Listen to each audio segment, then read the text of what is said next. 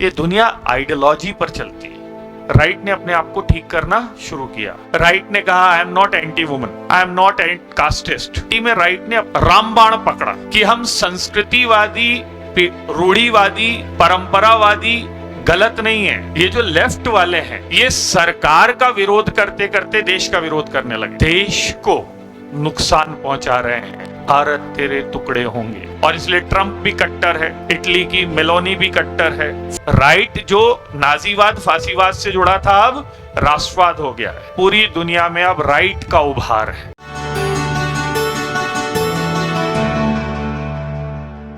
Right ने अपनी जो जो कमियां थी उसको दूर किया। राइट ने कहा I am not anti woman, मैं सिर्फ ये कहता हूं कि महिलाएं अपनी जिम्मेदारियां भी समझें और अपने आप को आगे भी ले जाए।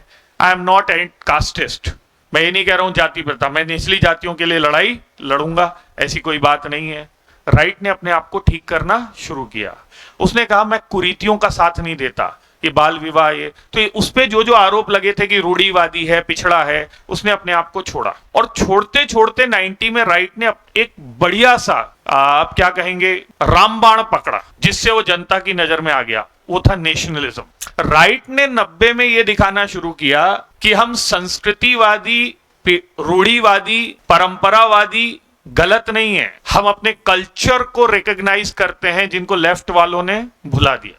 प्लस ये जो लेफ्ट वाले हैं, अब मैं भारत की बात कर रहा हूं, ये सरकार का विरोध करते करते देश का विरोध करने लगे। अर्बन नक्सल्स, उन्होंने नक्सलवाद का उदाहरण दिया, उन्होंने गुरिल्ला वॉर्स का उदाहरण दिया और बोला सब जगहों पर देखो ये लेफ्ट वाले क्या कर रहे हैं, सरकार विरोधी बनते बनते देश विरोधी। तो अचानक से राइट ने दो चीजें पकड़ ली, एक था कल्चर और एक था नेशनलिज्म।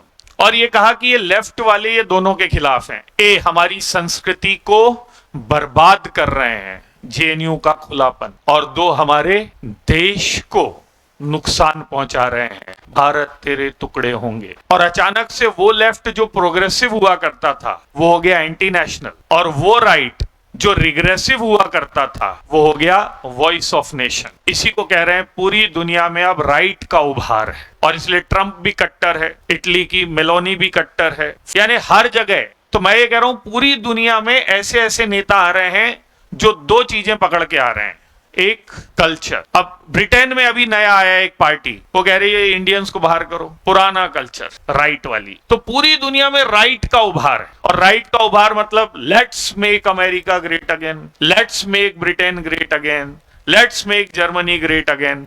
यही राइट था हिटलर। लेकिन हिटलर 30 के दशक में बर्बाद हो गया, क्योंकि उसने नेशनलिज्म को जगाया, कल्चर को जगाया, लेकिन बहुत ब्रुटैलिटी से उसने इनह्यूमन एक्ट किए। तो बेसिकली राइट को जोड़ा जाता है नाजीवाद और फासीवाद से। राइट जो नाजीवाद फासीवाद से जुड़ा था अब राष्ट्रवाद हो गया है। और लेफ्ट जो प्रोग्रेशन से जुड़ा था अब एंटी नेशनल हो गया है।